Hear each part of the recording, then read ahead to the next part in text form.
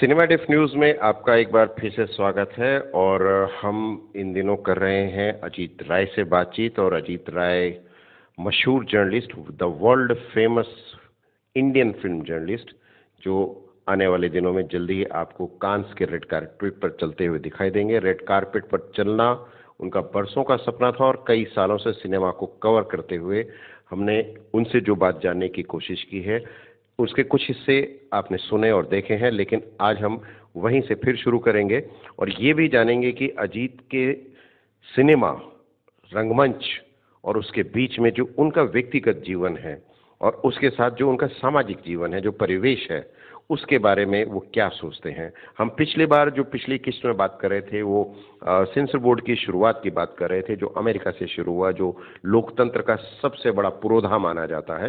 लेकिन सिनेमा में सबसे पहले सेंसर बोर्ड जो वहीं पर आया। हम उससे आगे की बातचीत जो है अजीत राय से जारी रखेंगे।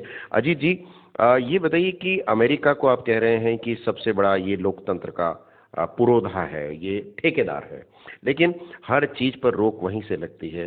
चाहे वो सिनेमा की बात हो, चाहे वो लोकतंत्र की बात हो, राजनीति की बात हो, यहाँ तक कि अधिकारों की बात हो या हथियारों की बात हो, तो भी अमेरिका कहता है कि उसने तो एटम बम बना लिया है, बट आप मत बनाइए। और सिनेमा में भी वो कहता है कि मैंने तो सब दिखा दिया है, आप मत दिखाइए। इसकी वजह क्या है?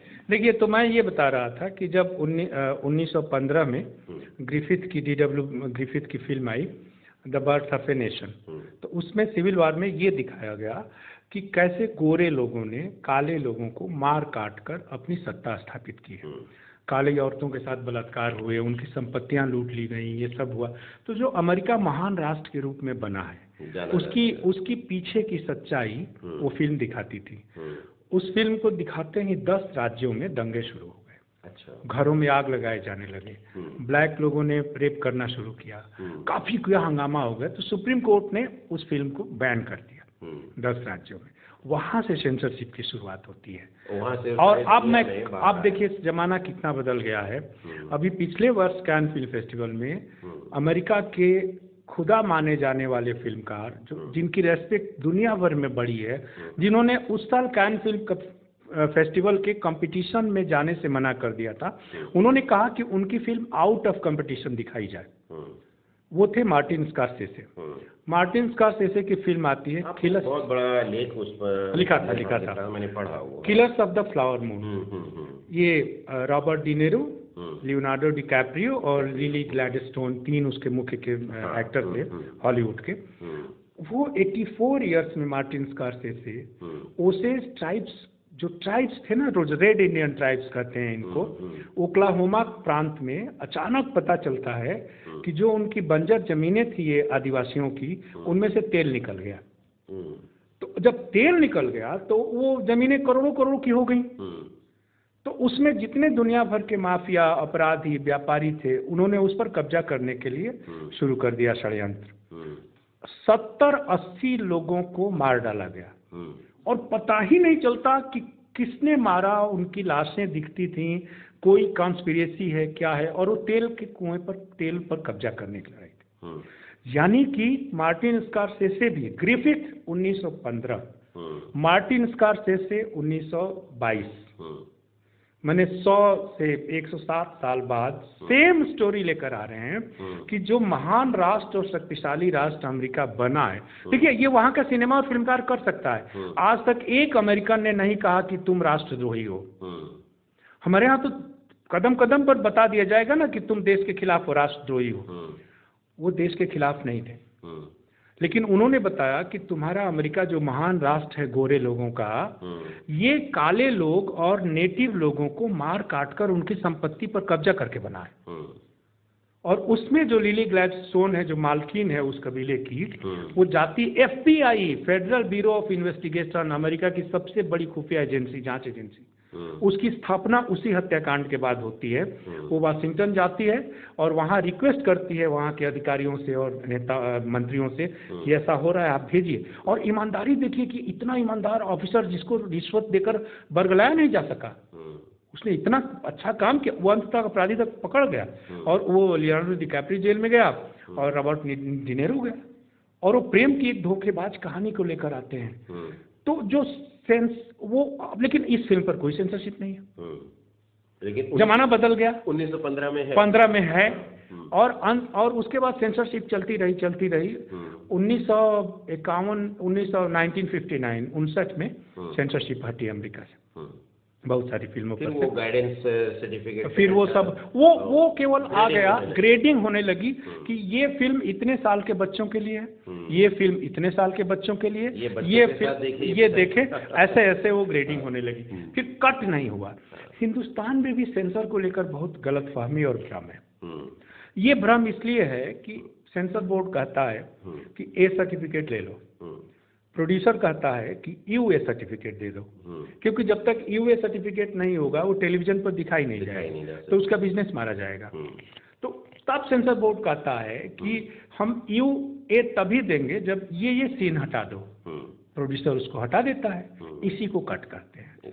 सेंसर बोर्ड कोई हुक नहीं चलाता, वो तो सर्टिफिकेशन है ना, central board of film certification. तो ये जो अजीत जी जो फर्क है, जो अमेरिका का सिनेमा है, यूरोप का सिनेमा है, अरब का सिनेमा है, या हमारा भारतीय सिनेमा है, आप एक चीज़ देखिए कि हमारे यहाँ जितने भी फिल्मकारों के बारे में हमने बात की अभी, हमारे यहाँ चुनिंदा फिल्मकार हैं, और हमारा सिनेमा उस तरीके से अगर हम पिछवाड़े पर जाकर देखें अपने घर के पीछे, तो सत्यजीत रे से शुरू होकर के और अब जो है अनुराग कश्यप तक आता है। लेकिन उसमें कुछ ही नाम है, गिरीश कसरावल्ली हुए, मृणाल सेन हुए, ऋत्विक, अडूर गोपालकृष्णन हुए, गौतम घोष हैं, यही लोग हैं। लेकिन बाहर के लोगों का और इनका जो तालमेल है, क्योंकि पहले सिनेमा हिंदुस्तान तो शिफ्ट नहीं होता था, और अब तो सैटेलाइट के थ्रू हर जगह देखा जाता है, ओटीटी प्लेटफॉर्म है, अब चैनल्स पर रोज रात को फिल्में देख रहे हैं आप। तो ये हमारा सिनेमा जो भारतीय, जिसको समानांतर सिनेमा कहा जाता है, और कुछ फिल्मकारों ने तो अब ये भी कहना शुरू कर दिया है कि कोई कैटेगरी फिल्म की है नहीं, जो फिल्म अच्छी है वो पॉपुलर है, जो फिल्म चल जाए वो फिल्म अच्छी मानी जाती है, तो वो श्रेणियां खत्म हो गई हैं। लेकिन फिर भी फिल्मकारों की श्रेणियां जो हैं वो भारतीय सिनेमा को लेकर के बाहर के देशों के जो सिनेमाकार हैं उनके साथ बनी हुई हैं, और उसमें करण जौहर हुए या आदित्य चोपड़ा या इस तरह के लोग हैं जो पॉपुलर सिनेमाकार थे, यश चोपड़ा हुए, बी.आर. चोपड़ा हुए, प्रकाश मेहरा हुए, इनको किसी गिनती में गिना नहीं जाता आज भी, जबकि ये सबसे पैसा ज़्यादा कमाने वाला सिनेमा बनाते हैं। तो ये क्या वजह है? और दूसरी बात ये है कि एक सवाल मेरा हमेशा से ये खड़ा रहता है कि हमारा सिनेमा और हमारे सिनेमाकार और जो यूरोप का सिनेमा है या बाहर का सिनेमा है, जिसको वास्तविक सिनेमा माना जाता है फ्रेंच सिनेमा से शुरू होकर के, तो हम आज अगर अपने पिछले 100 साल पुराने सिनेमा को देखें, फिल्मकारों को देखें, तो उनके मुकाबले, आपने अरेबिक सिनेमा की बात की, फिल्मकारों की बात की, ईरानियन सिनेमा की बात की, देखिए मकबलबा फैमिली जो है पूरी की पूरी सिनेमा में है, हमारे यहाँ ऐसा कुछ है नहीं। यहाँ हमारे यहाँ अगर कुछ लोग होते भी हैं तो उनको माना नहीं जाता है। तो आज इस लेवल पर अगर हम देखें तो इस प्लेटफॉर्म पे भारतीय सिनेमा और सिनेमाकार, चाहे वो पॉपुलर हो, चाहे वो खास सिनेमा के फिल्म मेकर्स हों, अनुराग कश्यप हो या वो केतन मेहता हो, कोई भी हो, वो कहाँ खड़े हैं? और लोग जो आप पीढ़ी सिनेमा देख रही है, क्या वो इस बात को समझ पाती है कि उस सिनेमा में, इस सिनेमा में और हमारे फिल्मकारों में और उन फिल्मकारों में क्या बेसिक फर्क है? एक तो हमारे यहाँ अशिक्षा है, दूसरी ओर हमारे यहाँ सिनेमा हमारी शिक्षा व्यवस्था का हिस्सा नहीं है। जिन विकसित देशों की हम बात करते हैं वहाँ सिनेमा शिक्षा व्यवस्था का हिस्सा है, या जहाँ शिक्षा व्यवस्था का हिस्सा नहीं भी है, जैसे ईरान में, जैसे आप देखें कि साउथ कोरिया में है शायद, बुसान इंटरनेशनल फिल्म फेस्टिवल आज बहुत नामी हो गया है। तो एक तो आप जब सिनेमा के फिल्म फेस्टिवल के कैटलॉग पलटते हैं तो दुनिया के जितने फेस्टिवल हैं उसमें फिल्मकारों का परिचय जब आप पढ़ते हैं तो आपको लगता है कि फलाना ने फलाने यूनिवर्सिटी या कॉलेज से सिनेमा की शिक्षा ली है। आप चाहे अब्बास किरोस्तामी के बारे में पढ़ें, या माजिद मजीदी के बारे में पढ़ें, या असगर फरहादी के बारे में पढ़ें, ये इंटरनेशनल ब्रांड कैसे हो गए? और हमारे यहाँ का एक भी फिल्मकार इस समय, अनुराग कश्यप को छोड़ दें, तो इंटरनेशनल ब्रांड क्यों नहीं बना? और मैं यदि कहता हूँ कि विश्व सिनेमा में हमारी कोई हिस्सेदारी नहीं है, वो मैं फिनांस और इकोनॉमिक्स को लेकर कहता हूँ। सिनेमा का जो टोटल वर्ल्ड का टर्नओवर बिजनेस है, लेकिन कंटेंट ग्रामर में हमारी हिस्सेदारी है नहीं, उसमें भी नहीं है, क्योंकि हमारे यहाँ मूर्खता बिकती है। हमारे यहाँ सबसे ज्यादा बाजार किसी चीज का है तो पाखंड का है, मूर्खता का है, अफवाहों का है। इसके 2-3 उदाहरण हैं। जैसे हमारे यहाँ प्रोपेगेंडा फिल्म की बात आजकल हो रही है। जैसे देखिए, मैं 10 प्रोपेगेंडा फिल्मों के नाम बता दूंगा जो सुपर फ्लॉप रही है। एक बताइए। ये मोदी जी पर एक फिल्म बनी थी, पानी नहीं मांगा यहाँ। अटल बिहारी वाजपेयी जी पर बनी थी, पानी नहीं मांगा, एक आदमी ने नहीं देखा, मैं अटल हूँ। राम सेतु बनी थी, सुपर फ्लॉप रही। पृथ्वीराज फ्लॉप रही, दोनों अक्षय की फिल्में। और ये जो आप देखिए कि जो वीर सावरकर बनी, वो भी एक तरह से असफल रही, क्योंकि वो आप फिल्म नहीं बना रहे हैं, आप कुछ दूसरी चीज बना रहे हैं, मिला रहे हैं। और आप देखिए मधुर भंडारकर की इंदु सरकार असफल रही थी। और मैं आपको बताऊं तो ये विवेक अग्निहोत्री की ये जो वैक्सीन वार थी, वो भी असफल रही थी। मधुर की तो कोरोना पर जो एक फिल्म आई वो भी असफल रही। वही कोरोना वाली भी रही, ये सब रही। तो क्योंकि आप उसमें एक पॉलिटिकल विचारधारा को लेकर उसमें आनी चाहिए। मैं इसके खिलाफ नहीं हूँ कि पॉलिटिकल विचारधारा नहीं होनी चाहिए, आपकी कुछ हो सकती है, मेरी कुछ हो सकती है, लेकिन पहले वो फिल्म तो हो। जैसे क्लासिकल म्यूजिक में है, आप कुछ भी गाएं, ये सवाल बाद में आता है, पहले क्लासिकल म्यूजिक तो गाएं। तो आप तो उसी पैरामीटर पर नहीं पहुंचते हैं एस्थेटिकली और आर्ट वाइज, तब विचार आएगा ना। तो कूड़ा कचरा भर देते हैं हमारे यहाँ के लोग, क्योंकि मुंबईया सिनेमा में ज्ञान की बहुत कमी है। तो अभी नए फिल्मकार जो हैं अजीत जी, अभी 10 साल बाद आएंगे। हाँ, लेकिन आप 30-35 सालों से सिनेमा देख रहे हैं, आप बाहर के सिनेमा की खूब गहन स्टडी जिसको कहते हैं वो आप कीजिए, व्याख्याएं बहुत सारी आपने की हैं, और ऐसा कोई फिल्म मेकर शायद रहा हो हिंदुस्तान का या बाहर का जिससे आप नाम मिले, या कोई फेस्टिवल ऐसा रहा हो जो आपने अटेंड नहीं किया हो। तो इन 30 सालों में ये जो सिनेमा है हमारा वाला, अब नए फिल्म मेकर जो हैं वो कहाँ हैं, और जो बाहर के लोग नए आ रहे हैं फिल्मों को लेकर। अभी हमने जितने नामों पर चर्चा की है वो सारे पुराने वाले, किरोस्तामी हो या कुरोसावा हो, जो भी हो, चाहे वो ईरान के फिल्म मेकर हो या अरब के हो या यूरोप के हो, वो सब पुराने फिल्म मेकर्स हैं। लेकिन जो नए फिल्म मेकर्स हैं वो हमारे यहाँ भी काम कर रहे हैं और बाहर भी काम कर रहे हैं। आप अभी फिर कांस जा रहे हैं, तो वहाँ आपके नए पुराने दोनों तरह के लोगों से मुलाकात होती है। तो हमारे वाले और उनमें कौन लोग हैं अभी जो मीनिंगफुल सिनेमा, जिसको असल में आप सिनेमा कह सकते हैं? मैं बता रहा हूँ आपको, मैं 5-6 लोगों के नाम गिना रहा हूँ जो भविष्य में बहुत अच्छा जाएंगे। एक तो अनुराग कश्यप के शिष्य रहे हैं नीरज घायवान, जिन्होंने मसान बनाई, मसान वाले। हाँ, आप एक और रहे हैं मणि कौल के शिष्य, या मणि कौल के शिष्य रहे हैं गुरविंदर सिंह पंजाबी के, जिन्होंने चौथी कूट बनाई थी, जो कैन में स्क्रीन हुई और उसका ऑफिशियल सिलेक्शन में। उसके बाद एक और आए थे जो हमारे यहाँ लंच बॉक्स बनाई थी, जिन्होंने शायद रवि बत्रा या क्या नाम था उनका, मैं भूल रहा हूँ। हम हिंदुस्तान के लोग डॉक्यूमेंट्री बहुत आला दर्जे के बना रहे हैं, क्योंकि डॉक्यूमेंट्री बनाने में कोई खतरा नहीं है यहाँ। और वो जाहिर है वो विदेशों में लोग देखते हैं, हमारे यहाँ पता नहीं देखते हैं। उसका कमर्शलाइजेशन नहीं है ना असल में, लेकिन बाहर कमर्शलाइजेशन है ना।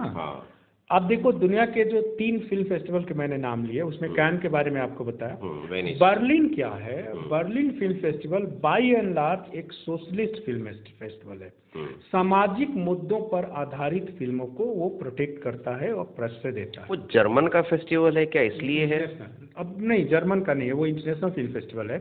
और उसने रोमन पोलांस्की को फंड किया था, बीबीसी की रिपोर्ट के मुताबिक, कि जब टोनी ब्लेयर ने, ब्रिटिश प्राइम मिनिस्टर ने, अमेरिकी राष्ट्रपति के कहने पर जब इराक में सद्दाम हुसैन के खिलाफ अमेरिका ने कार्रवाई की थी, तो टोनी ब्लेयर ने अपने पार्लियामेंट में झूठ बोला था। क्योंकि इंग्लैंड को अमेरिका का पिछलग्गू माना जाता है डिप्लोमेसी में।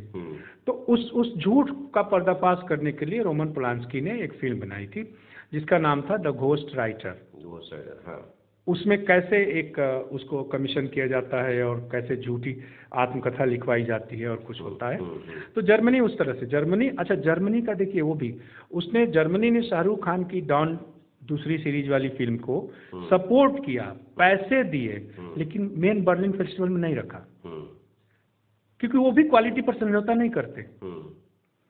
तो जर्मनी में बहुत सारी फिल्में शूट हो, जैसे स्टुटगार्ट फेस्टिवल जर्मनी ने प्लान किया केवल बॉलीवुड फिल्मों का, बॉलीवुड मसाला फिल्मों का वो फेस्टिवल है, लेकिन बर्लिनाले में एक भी फिल्म उसमें नहीं जाती उस तरह की। लेकिन इस हिसाब से तो अजीत जी, जो बॉलीवुड का सिनेमा है बम्बई का, अब देखिए कि यूरोप के बाद जो कांस फेस्टिवल है, आप मोरक्को में माराकश जो फिल्म फेस्टिवल, हाँ नहीं वो बंद हो गया ना, बंद हो गया है। और उसको देखिए कि जो उसको चलाने वाले लोग थे वो पूरे फ्रेंच थे, फ्रेंच लोग थे वो। और वो इसलिए खड़ा हुआ कि कांस के पैरेलल एक फिल्म फेस्टिवल जो है इस रीजन में खड़ा होना चाहिए, लेकिन वो उसको चला नहीं पाए।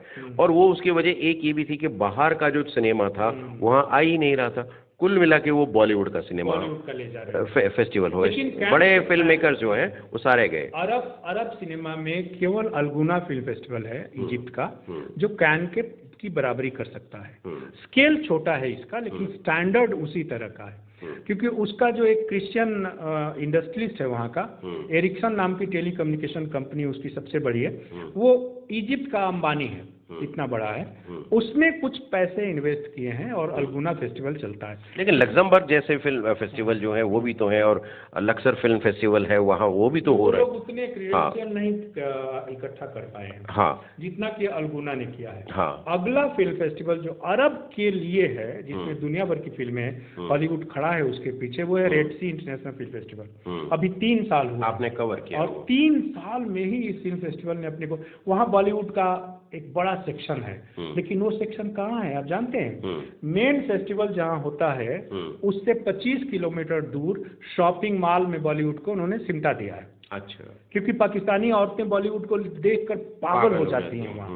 ये अक्षय कुमार जाते हैं, ये रणवीर सिंह, रणवीर कपूर, आलिया भट्ट, कैटरीना कैफ, और इस सब के लिए टिकट पर मारा मारी होती है वहाँ। लेकिन उसका मेन फेस्टिवल से कुछ नहीं लेना देना।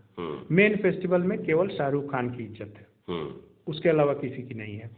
तो वो, और वेनिस फिल्म फेस्टिवल क्या है, वो टोटली आर्ट को समझती है, आर्ट हाउस सिनेमा। अच्छा अजीत जी, मैं एक चीज़ पूछूंगा ये, आपको लगता है कि ये जो नई पीढ़ी के फिल्म स्टार्स आए हैं, खासतौर से शाहरुख खान, इन्होंने बाहर देशों में, खासतौर से अरब रीजन में सिनेमा को डोमिनेट किया है? मुझे याद है मैं मोरक्को में था और वहाँ फैज़ एक सिटी है, वहाँ एक बहुत लकड़ी की एक छोटी सी मस्जिद है। तो किसी ने उनको कहा कि साहब ये हिंदुस्तान से आए हैं, तो उन्होंने 2 ही चीज़ें बोली। एक छोटा सा बच्चा था, वो कुछ नहीं जानता था हिंदुस्तान के बारे में, लेकिन जब उसको पता चला कि अच्छा वो इंडिया से आए हैं, तो उन्होंने कहा शाहरुख खान, अमिताभ बच्चन। अब ये जो एक परसेप्शन है लोगों का, बच्चन साहब तक तो ठीक है क्योंकि उन्होंने एक लंबा सफर तय किया है, लेकिन शाहरुख खान को तो इंडस्ट्री में उतना वक्त नहीं लगा है। बट शाहरुख खान ने डोमिनेट किया है सिनेमा को, एक तरीके से ये माना जाता है बाहर के देशों में, खासतौर से अरेबिक कंट्रीज़ में, कि वहाँ शाहरुख खान के अलावा वो भारतीय सिनेमा के नाम पर कुछ जानते ही नहीं हैं।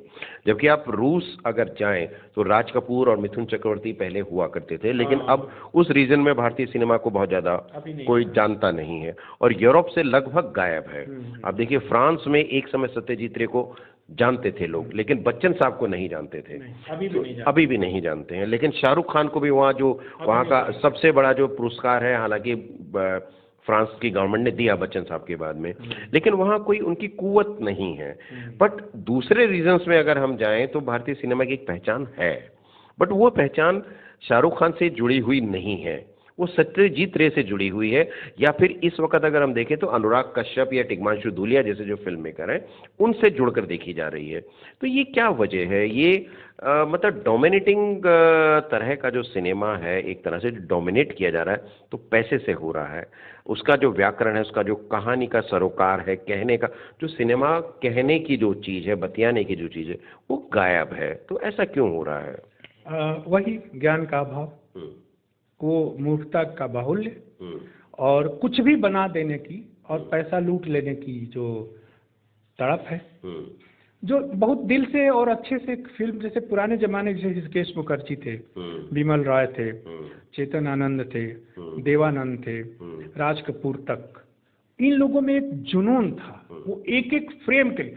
आज आप कोई भी फिल्म आज की देख लीजिए, कोई फ्रेम आपके दिमाग में टिकता है? जैसे श्री 420 या मेरा नाम जोकर के फ्रेम, आपको तस्वीरें, एक नरगिस और राज कपूर की का फ्रेम का चित्र आता था ना, जब भी लव की बात होती थी तो बारिश छाता में 420 ये कितना भी बारिश आप फिल्मों में फिल्मा लीजिए, लेकिन वो जो गाना है, प्यार हुआ इकरार हुआ, वो गाना आज तक दोबारा नहीं फिल्माया जा सका, जबकि रवीना टंडन ने टिप टिप बरसे पानी पर कितना कूल्हा मटका लिया, बट वो सेंसुअलिटी के अलावा नहीं दे पाई। वो जो प्रेम का जो एक फैक्टर था राज कपूर और नरगिस वाला, वो और ब्लैक एंड व्हाइट ईमानदारी और जुनून से फिल्में बनती थी।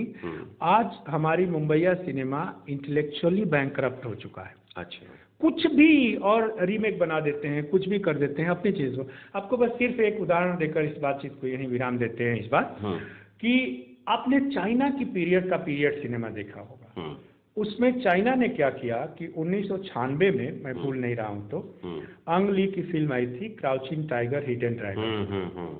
पहली बार चाइना ने अपने पारंपरिक युद्ध कौशल, मार्शल आर्ट को सिनेमाई एस्थेटिक्स में बदला, और जिस तरह का दृश्य उन्होंने रचे और जिस तरह से उसको 7-8 ऑस्कर मिले थे उस दिन, पूरा हॉलीवुड दहल गया था।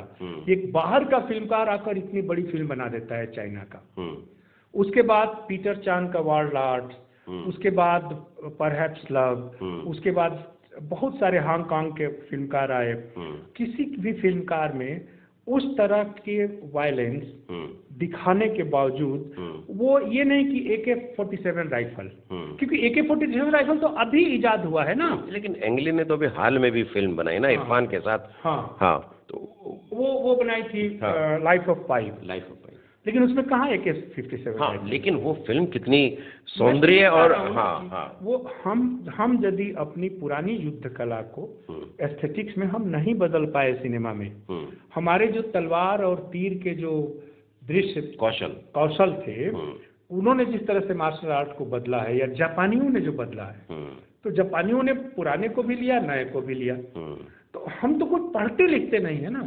हमारी एक पूरी मूर्ख इंडस्ट्री है बॉलीवुड की, जो कुछ भी कुछ कर देती है बिना पढ़े लिखे, बिना रिसर्च के, बिना पढ़े लिखे। कुछ जैसे आप देखिए ब्रह्मास्त्र आया, एक फिल्म, खूब नाम हुआ।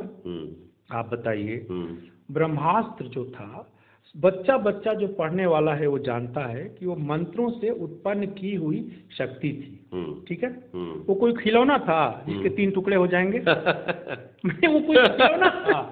देखिए उसने कितनी मूर्खता से कहा, खिलौना जैसा 3 टुकड़े कर दिए। नमाज ऐसा तो नहीं था, कोई भी नहीं पढ़ते नहीं। उसी तरह हमारे आदि पुरुष के साथ जो हुआ है, आपने देखा, वो भी एजेंडा फिल्म थी, भयानक सुपर फ्लॉप रही, इतने फालतू हुए।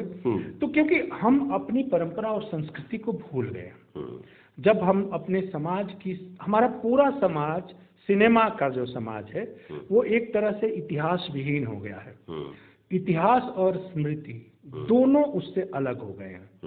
तो उसके पास कुछ भी नहीं बचेगा, शून्य बचेगा। तो ये शून्य में हाथ पांव मार रहे हैं। और ये चलिए, एक बार एनिमल सुपर हिट हो जाती है, वो हो जाती है, सब भेड़िया दसान की तरह भागने लगते हैं। लेकिन एनिमल तो अजीत कोई फिल्म नहीं है एक्चुअली में देखा जाए। बड़े मियां छोटे मियां कोई फिल्म है? उसका एक दृश्य याद रहता है कोई भी चीज का। तो जिस तरह से मेरे एडिटिंग और जिस तरह से मार गोलियां बरसाते हैं साउंड ट्रैक खरीद कर, वो तो बेकार है ना। आप देखिए, तो मैं सिर्फ इस बात पर अपनी बात समाप्त करूंगा कि हमारे देश में पढ़े लिखे नौजवानों की एक नई जनरेशन आने वाली है। उसका आपको दिखाई देता है यूट्यूब पर और इंटरनेट के प्लेटफॉर्म पर। जो नई जनरेशन, अभी देखिए, इसको ऐसे समझिए कि अभी हाल तक एक फिल्मी गीतकार हुआ करता था, माने गायक, खूब चलती थी। आज हजारों हजार गायक हो गए यूट्यूब और स्पॉटिफाई पर। अब तो सब हीरो हैं, सब हीरोइन हैं। तो आप देखिए ना कि उन्होंने इस एकाधिकार को तोड़ा ना। तो तोड़ा तो एक डेमोक्रेसी फैली हमारे यहाँ। उसी तरह से जो ये शॉर्ट फिल्में बना रहे हैं हमारे नौजवान, इतना ब्रिलियंट बना रहे हैं कि जब ये फीचर फिल्में बनाएंगे 10 साल बाद, तो 10 साल बाद असल में भारतीय सिनेमा का चेहरा सामने आएगा और दुनिया में कमाल करेगा, जैसे 5 नौजवान कमाल कर रहे हैं। एक मैंने आपको नीरज खायवान का बताया मकान, गुरविंदर सिंह की फिल्म थी चौथी कूट, और ये रवि बत्रा की फिल्म थी, और ये लंच बॉक्स जिसने बहुत अच्छा कारोबार किया। और एक फिल्मकार जो आया हमारे बीच जिसमें डॉक्यूमेंट्री के फिल्म मेकर थे, उसका नाम है राहुल जैन। राहुल जैन दिल्ली का लड़का है। उसने दिल्ली पर एक डॉक्यूमेंट्री बनाई, इनविजिबल डेमन्स, दिल्ली के पॉल्यूशन पर। मैं 30 साल से दिल्ली में हूँ, आप हैं कितने सालों से। जो विजुअल्स उसने उस दिल्ली के दिखाए हैं नरक के, हमने आज तक नहीं देखे थे। वो फिल्म कान फेस्टिवल में उसका वो दिखाई गई थी, एक स्पेशल इसमें स्क्रीनिंग में। उसको सन डांस ने लिया था। अच्छा। सन डांस दुनिया का अकेला ऐसा फिल्म फेस्टिवल है जिसने दुनिया भर में हजारों नौजवान फिल्मकारों को पैदा किया है। दूसरा एक लड़का है जो सौनक सेन, वो भी दिल्ली का है। उसने ब्लैक काइट, काली चीलों के संरक्षण पर इसी ओखला में एक डॉक्यूमेंट्री बनाई थी जिसका नाम था ऑल दैट ब्रीथ्स। इसको कान में अवार्ड मिला था। आपने देखा एक लेडी ने जो साउथ में एलिफेंट विस्पर बनाई थी, उसको ऑस्कर में अवार्ड मिला था। तो हमारे यहाँ ये नौजवान बहुत अच्छे नौजवान, और इनको दुनिया भर में भारी काम मिल रहा है। एक और है अमित दत्ता, जिसने आर्ट पर काफी फिल्में बनाई है। आज उसको काम की कमी नहीं है। तो लेकिन इनके विकास और निर्माण में हमारी सरकार का, हमारे समाज का कोई योगदान नहीं है। लेकिन होना जब ये इनके निर्माण में योगदान होता तो ये ऑस्कर जीतने वाले प्रतिभाशाली नौजवान हैं। तो हम इसी पर खत्म करते हैं आज की बातचीत कि अगले 10 साल बाद मेरा विश्वास है कि जो लाखों नौजवान हमारे देश के विभिन्न भाषाओं में अपनी परंपरा और संस्कृति के साथ और भविष्य की आशा के साथ अपनी अपनी कहानियां लेकर आएंगे सिनेमा में, तो उस दिन हमारे सिनेमा का स्वर्ण युग होगा, शुरू होगा। ये जो बातचीत है आज हम यहीं ख़त्म करेंगे और अगली एक आखिरी किस्त में हम अजीत भाई से दुनिया भर के जो फिल्म समारोह हैं उनके शुरू होकर ख़त्म हो जाने और उनके संघर्ष की बात इनसे हम करेंगे। और एक और छोटे से सेगमेंट में हम अजीत भाई की व्यक्तिगत जीवन की उस यात्रा के बारे में भी हम आखिरी एपिसोड में बात करेंगे जो ये आज यहाँ तक चल कर आए हैं। मैं उनका बहुत शुक्रिया अदा करता हूँ। मैं रामकिशोर पारचा, नई दिल्ली से सिनेमा डिफ न्यूज़ के लिए, और आप देखते रहिए दिल्ली इंटरनेशनल फिल्म फेस्टिवल का अपना न्यूज़ चैनल सिनेमा डिफ न्यूज़। नमस्कार।